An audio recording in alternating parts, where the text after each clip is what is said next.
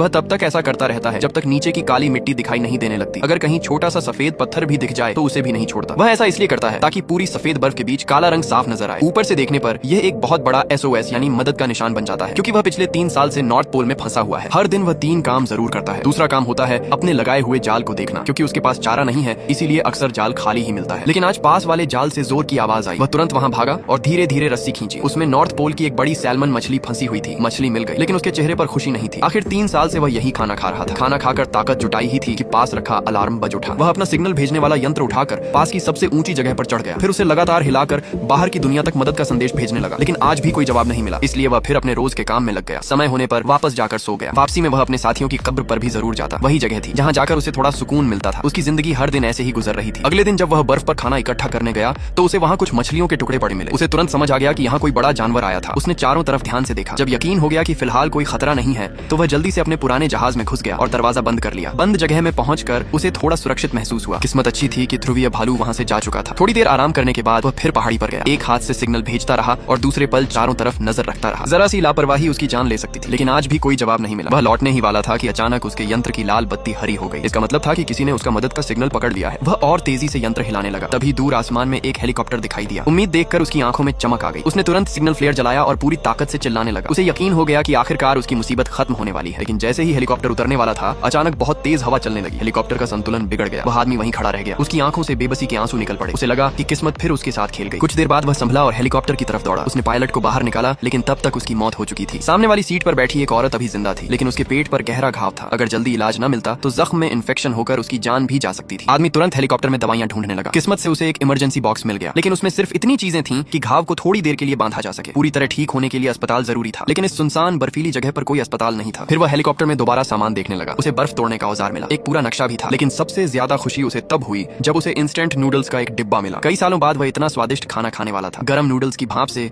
उसका पूरा शरीर जैसे फिर से जिंदा हो गया। इसके बाद उसने हेलीकॉप्टर के ऊपर मदद का संदेश लिख दिया। फिर उसने हेलीकॉप्टर का दरवाजा निकालकर उसे स्ट्रेचर की तरह इस्तेमाल किया। उसने औरत को सावधानी से उस पर लिटाया और उसे घसीटते हुए अपने ठिकाने तक ले आया। औरत को थोड़ा होश आने लगा था। आदमी ने उसका हाथ पकड़कर इशारे से कहा कि घबराओ मत और आराम से लेटी रहो। वह उसे हिम्मत देने की कोशिश करता रहा। उसे अपने ऊपर बहुत पछतावा हो रहा था। अगर उसने मदद का सिग्नल न भेजा होता तो शायद ये हादसा नहीं होता। लेकिन अब उस औरत का सहारा सिर्फ वही था, इसलिए वह फिर हेलीकॉप्टर में सामान लेने गया। इस बार उसे ईंधन का एक डिब्बा मिला। जब वह वापस मुड़ा तो उसे एक लाइटर मिला। जैसे ही उसने उसमें आग जलाई उसके चेहरे पर कई साल बाद सच्ची मुस्कान लौट आई। अब उसे ठंडा खाना खाने की जरूरत नहीं थी। उसने तुरंत लाइटर अपनी जेब में रख लिया। इस बर्फीली दुनिया में लाइटर किसी खजाने से कम नहीं था। फिर वह हेलीकॉप्टर में बाकी सामान देखने लगा। तभी उसे एक फोटो मिली। फोटो देखकर उसे पता चला कि पायलट और वह औरत पति पत्नी थे और उनका एक छोटा सा नवजात बच्चा भी था। ये देखकर उसे और भी ज्यादा पछतावा हुआ। उसने मन ही मन ठान लिया कि चाहे कुछ भी हो जाए वह इस औरत को जिंदा यहाँ से बाहर लेकर जाएगा। इसके बाद उसने नक्शा फैलाया और आगे का रास्ता तय करने लगा। तभी बाहर लगे जाल से आवाज आई। वह तुरंत दौड़कर वहां पहुंचा। जाल में एक बड़ी मछली फंसी हुई थी। उसे देखकर उसके चेहरे पर मुस्कान आ गई। अब उसके पास लाइटर भी था और गैस भी, इसीलिए अब उसे कच्ची मछली नहीं खानी पड़ेगी। वापस आकर उसने गर्मा गर्म सी फूड नूडल्स बनाए। पेट भरकर खाने के बाद उसने अपना सारा सामान बांध लिया और रिसर्च स्टेशन की तरफ निकलने की तैयारी करने लगा। रवाना होने से पहले उसने हेलीकॉप्टर पर मदद का संदेश भी लिख छोड़ा। उसे उम्मीद थी कि अगर कोई वहां से गुजरेगा तो यह संदेश जरूर देखेगा। उनका सफर बहुत लंबा था। उन्हें करीब 200 किलोमीटर तक बर्फीले पहाड़ पार करने थे और रास्ते में कौन सा खतरा मिलेगा इसका भी कोई अंदाजा नहीं था। हो सकता था कि कोई ध्रुवीय भालू उनका पीछा कर रहा हो। ऊपर से औरत को साथ लेकर चलना भी आसान नहीं था। जहाँ भी ऊंची चढ़ाई आती उसे नया रास्ता ढूंढना पड़ता। इससे सफर और लंबा हो जाता। लेकिन उसने फैसला कर लिया था